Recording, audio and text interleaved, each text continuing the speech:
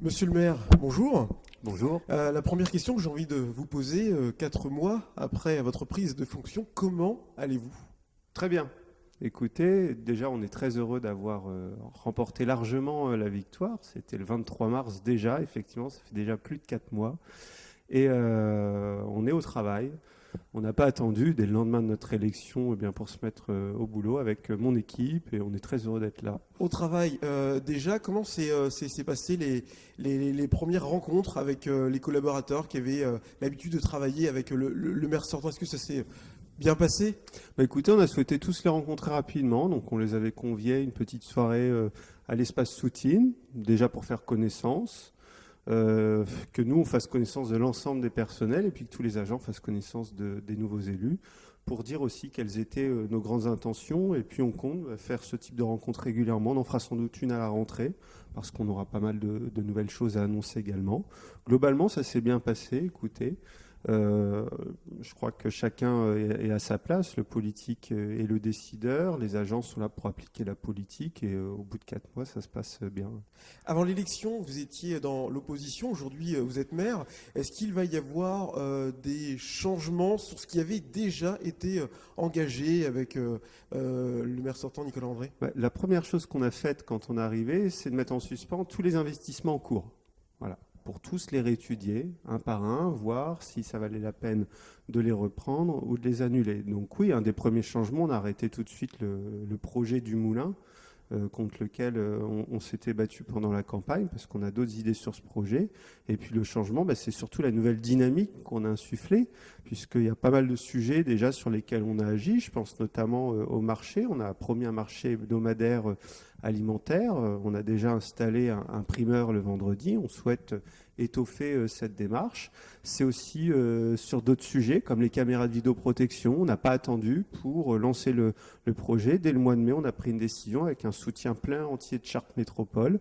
Et on aura 14 caméras bientôt installées dans la commune. Donc voilà, on a voulu instaurer une nouvelle dynamique. Cela avait été un point important pendant l'élection municipale, c'était la réforme des rythmes scolaires. Vous étiez contre ce qui avait été fait par le maire sortant. Donc qu'est-ce qui va changer pour la rentrée qui va arriver vite, hein? Maintenant, c'est déjà dans presque un mois et demi. Très peu de temps après l'élection municipale, il y a eu un changement de gouvernement avec un nouveau ministre de l'Éducation nationale, le Premier ministre Manuel Valls, qui avait aussi annoncé un assouplissement du cadre réglementaire. Et on avait saisi cette occasion pour interroger l'ensemble des parents, l'ensemble des acteurs éducatifs sur ces changements de rythme scolaire, savoir ce qu'ils en pensaient, si on revenait à 4 jours ou pas. Nous, on était plutôt dans cette perspective de revenir à 4 jours, sauf que le cadre réglementaire, proprement dit, n'a pas été autant assoupli qu'on l'aurait souhaité.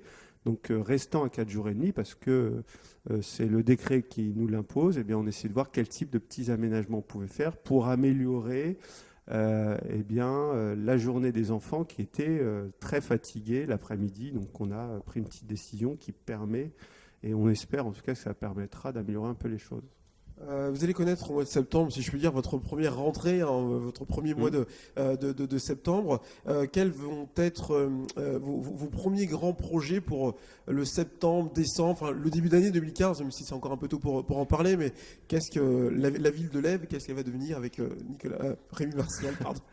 Pas mal de choses. Déjà, une ville plus festive. Et ça, on a voulu le montrer dès cet été. On a toujours dit qu'on voulait redonner à Lèves son esprit village, son esprit festif qui avait été perdu ces dernières années. C'est pour ça que dès le mois de juillet, là c'était le 19 juillet, il y a quelques jours, on a relancé la fête de la Madeleine. Voilà. Et l'année prochaine, ça sera une fête qui prendra aussi en importance, avec l'organisation par un comité des fêtes. Ça aussi, c'est quelque chose qu'on est en train de relancer, qui est dans les cartons en ce moment.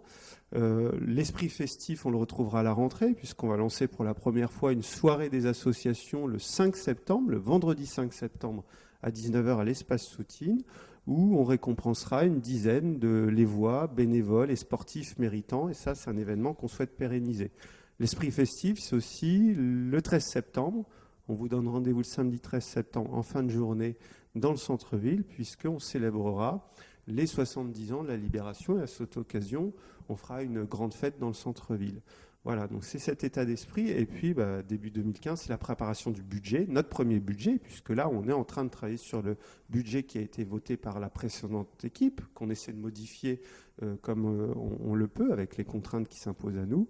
Mais dès l'année prochaine, c'est un budget avec un objectif très fort. Le premier, c'est de baisser les frais de fonctionnement, qui avaient trop fortement augmenté ces dernières années.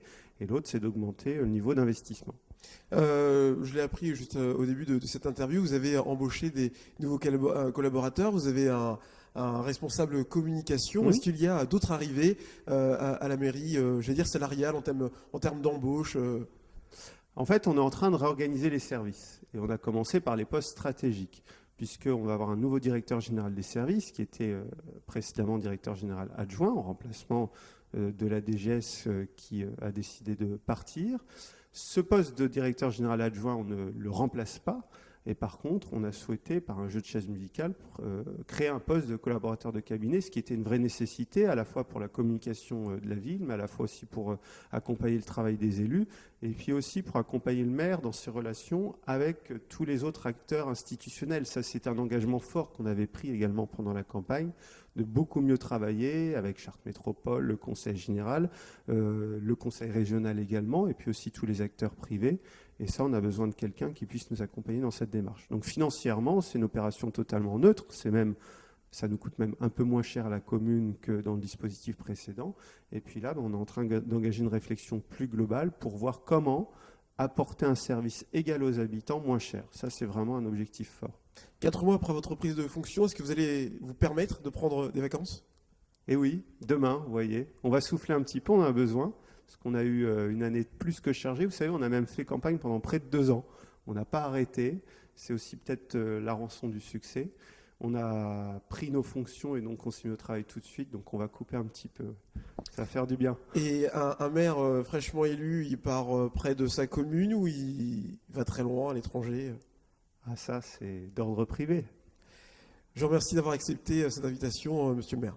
Merci à vous.